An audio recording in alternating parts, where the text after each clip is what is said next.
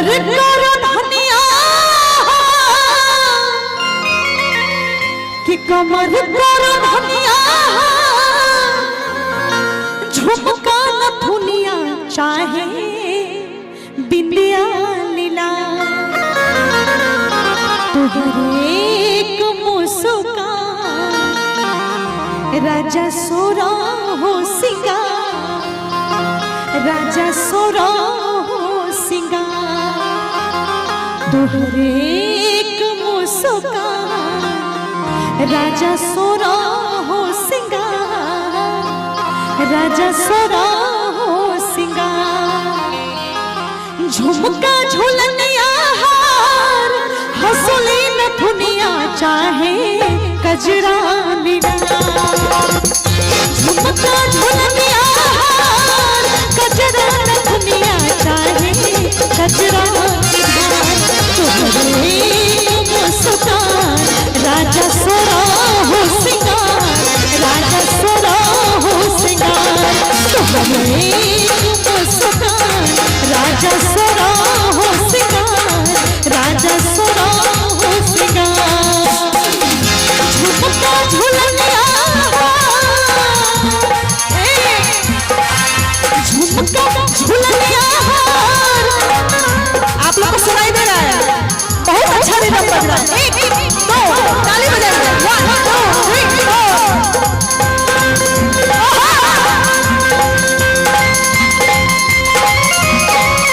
झुमका झुलनिया हंसली न दुनिया चाहे बिंदिया लीला तुहरे मुस्कान राजा सोरा हो सिंगार राजा सोरा हो सिंगार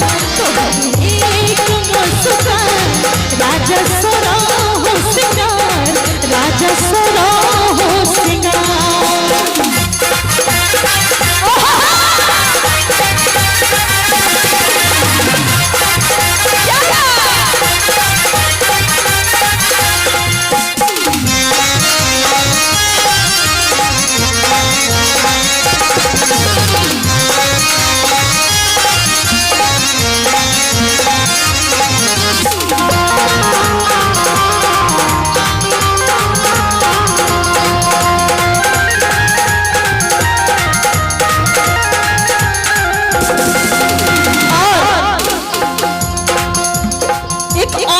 सबसे ज्यादा किस चीज से प्यार करती है? हाथ उठा के बताइए, किसी को पता है किस चीज से? और मैं जितनी मेरी माताएं बहनें हैं सुनाई छी सुनाई दे रहा है। जब तक मैं हूँ आप लोग नहीं जाइएगा, ठीक ना? हाथ उठा के बताइए सुनाई दे रहा है तो हाथ उठा के बताइए सुनाई दे रहा है। जब तक हम छी सब ना जाओ, ठीक है?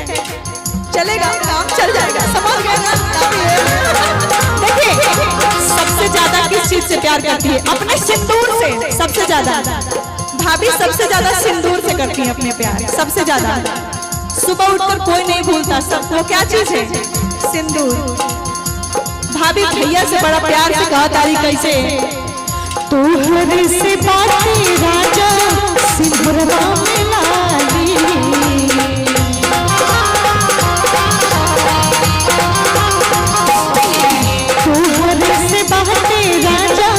सिंदूरवा में लाली मंगिया के हमारा करेला रखवाली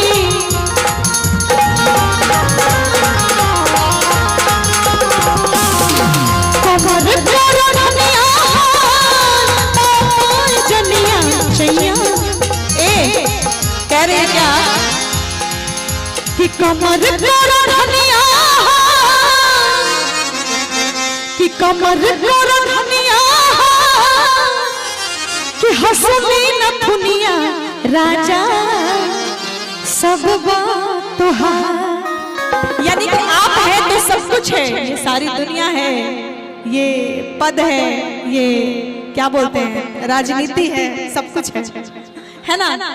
यानी कि जितनी भी भौजी लोग हैं उन सब से बोल रही हूँ, वो सब कह रही हैं अपने सैया जी से कि तुहरे से बाटे राजा सिंदूरवा में लाली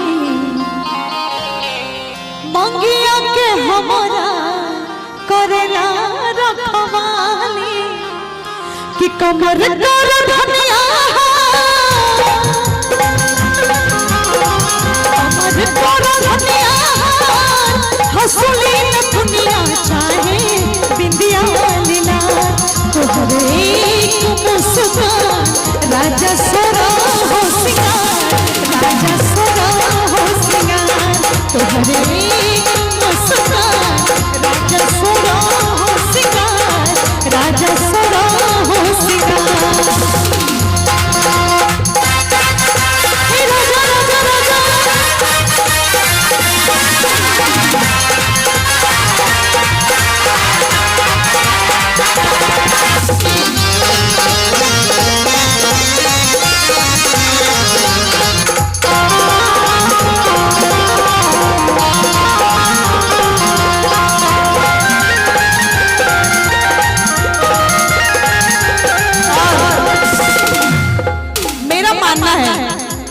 अगर आप अच्छे हैं तो कोई भी चीज अच्छी हो जाती है। मैंने सुना है कि ये गाना बहुत वल्गर है, लेकिन हम गाते हैं तो वल्गर लगता ही नहीं, लगता है भजन गा रहे हैं। गा के सुनो कि राजा राजा राजा। देखिए आप लोग को अच्छा लग गया, ठीक ना, आप लोग भाव समझ गए, लेकिन फिर भी हमारे मुंह से वो अच्छा ही लगता है। राजा राजा राजा करे जाने समाज उठाला तनी कोरा भेटाई बड़ी माजा। और पंच लाइन आपको बजाना है क्या? Tang tang tang tang tang कि बाहिया में कसी के सैया बजाइए। बाहिया में कसी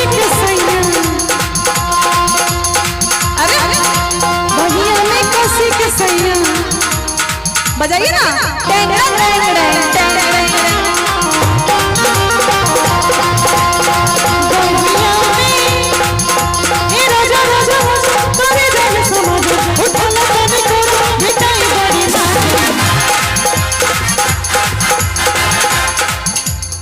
बस आप उतना बजा दीजिए अच्छा से, तो हम आप पे एकदम जी जान लुटा देंगे। नहीं वो नहीं बजाना है, खाली बजाना है एकदम बेंजो का टोन लगाइए और बजाइए, ठीक है? देखिए मेरे भैया लोग एकदम खुश हो जाएंगे कि बहिया में कसी के सैया। अब तो बता रहे हैं कि क्या बजाना है, बजाना है सुन लीजिए पहले कान से, ये सुनिए।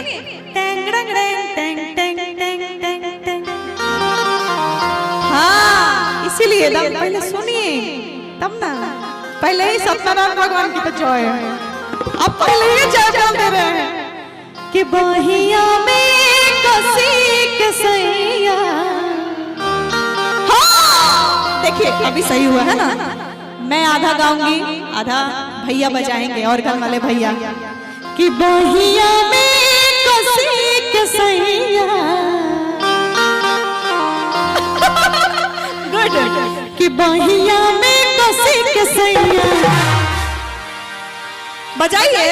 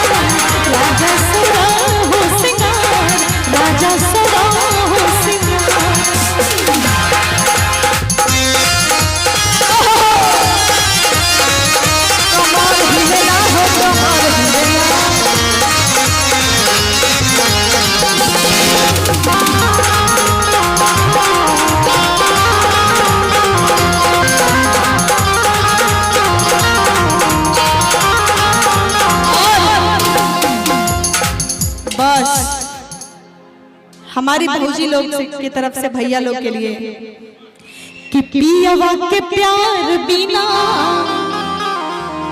सब बाधूरा, मतलब सब कुछ मिल जाए, खाना पीना भरपेट मिल जाए, पनीर उनीर पूड़ी उड़ी सब कुछ, और प्यार ही नहीं हो जीवन में तो कोई फायदा है?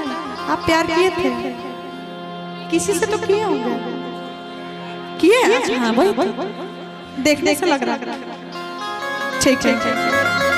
पियवा के प्यार बिना सब बाधूरा, सनहिया से तकला हो जाला पूरा। मतलब एक नजर वो मुझे देख लेते हैं तो ऐसा लगता है मुझे सब कुछ मिल गया। कि चढ़ले जवनिया चाहे, कि चढ़ले जवनिया चाहे,